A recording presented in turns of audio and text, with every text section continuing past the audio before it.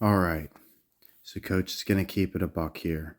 These fights are actually pretty tough. Okay? But I think when you hear where I end up, you're going to realize like coach is really turning his gears here. But like, it's not something like the Lions or the Guardians or something where you can just point to and be like, "Oh, look, they got the perfect number coming up. It's got to be them." Now, I don't think it's as simple as Cleveland versus New York in these matchups. It is in a way, but I think you got to look just a little bit deeper. Okay? So Stipe, we read that 100% right. As far as like he's definitely an Ohio bred guy. He's going to be good when the other teams are good, right? As far as like reasons for like he could tie Jones, okay? And he could obviously like lose a close one, right? Or even maybe like get knocked out or something like that. But it's almost impossible to see Stipe winning this Jones fight. I don't see any reason for it, like with our line of thinking, right? But this Tyson versus Paul fight is crazy. Now, I want to give you the boxing logic. Because Coach knows boxing. That was my first sport. I got a pair of gloves for my fourth birthday. I loved boxing. I always would get mad when someone would quit. Like, that's really all you got? Like, not even like mad, like, just like I wanted to go more. Like, I thought we just started. Like, shit. You know what I mean? So, Coach absolutely loves boxing.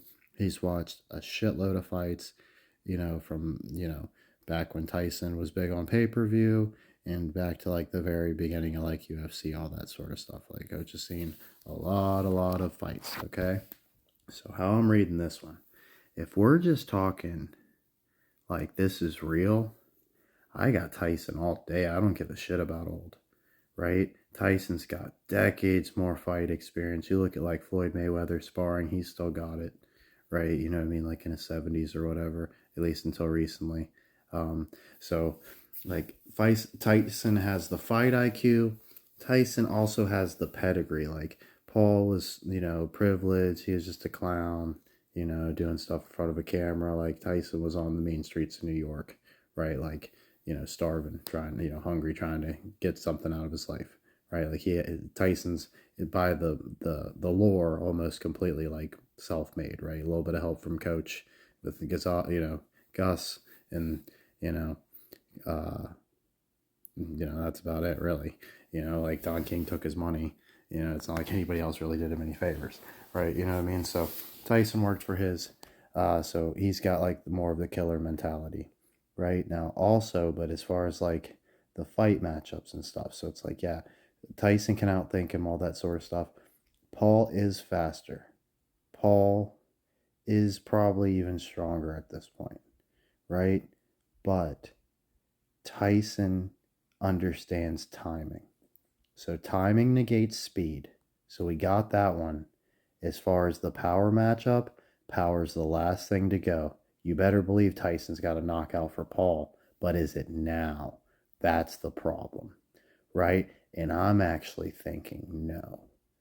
I have a hard time seeing Tyson losing, but he actually might. I'm leaning towards in this first matchup. Now, I like both these fights, the Stipe and Tyson fights. I like them way better in the rematch. I think we're gonna have a way better idea almost as soon as these go down what they're planning for the rematch, right, on each one. But as far as like picking them out front, it's a little bit tougher because there's actually a bunch of different angles they could take with this one, right? They could obviously just have Tyson knock him out.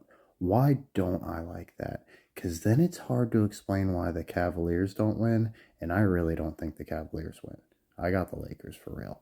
I like the Lakers and the Golden State Warriors on the other side of the Celtics and the Cavaliers, and everybody's thinking it's either Cavaliers Golden State or Lakers Celtics, and you get Lakers Cavaliers, and LeBron beats his hometown, right? It seems perfect to me. Now, like LeBron's kind of a heel like that, right? So that would work for me. Um, now, so it's hard for because now the reason so like I don't think all of Cleveland is like behind Paul, right? Like he's like a stooge. Like there's no way he's like some big hometown hero like Stipe or something, right? So he's a curse. He's very clearly a curse, and I can't believe like I didn't quite put that together sooner. But like he's got to go. Tyson is gonna get rid of him, but it's gonna be just in time for our Guardians World Series. Sometime between June of next year, probably July, sometime between July and next October, we're going to see Tyson beat the brakes off of Paul. No joke. But this time around, I just got to fade Tyson. I'm going either straight up win for Paul or a draw, right? Because you got to have Rocky too. Okay? Rocky didn't go undefeated in the series. I thought Tyson's probably a little too late in his career to be giving up a loss to cook up a rematch, but there's so much money in this. And if he shows enough to where people can believe he could finish Paul, people will be begging for that, in my opinion. So, my official prediction is that Tyson will knock out Paul eventually. But for this fight, I'm going to go either draw or a Paul decision. There's no way Tyson gets knocked out, right? And in the Jones versus Stipe fight, I'm either going Jones by knockout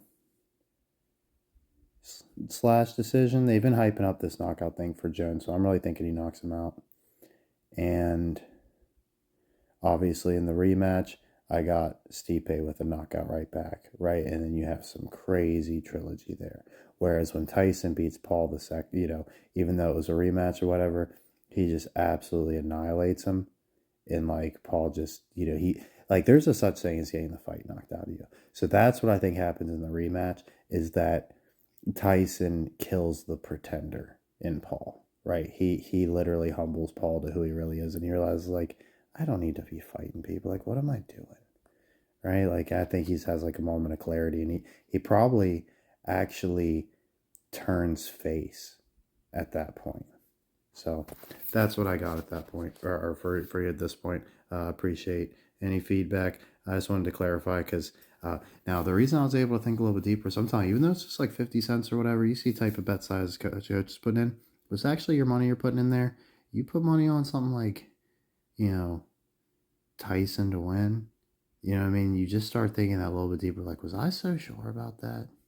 You know what I mean? So that's one way that I think betting, even though I would always recommend betting really small, I think it does help because it really helps you like really think, like, am I really that sure? Because I want this to hit. Like, I was only talking about, like, you're looking at the 50 cents, but I'm looking at the 1.6 million. I really think that's just gonna happen. I'm gonna be pissed if a fucking Paul draw or something fucks that up. So coach is looking at every single angle, and I think you'll realize, like, me looking at the, like, Paul being a curse and him potentially getting removed at the perfect time for a rematch next year. I feel like that's a good timeline for a rematch. Like 8 months from now, they should be ready for that.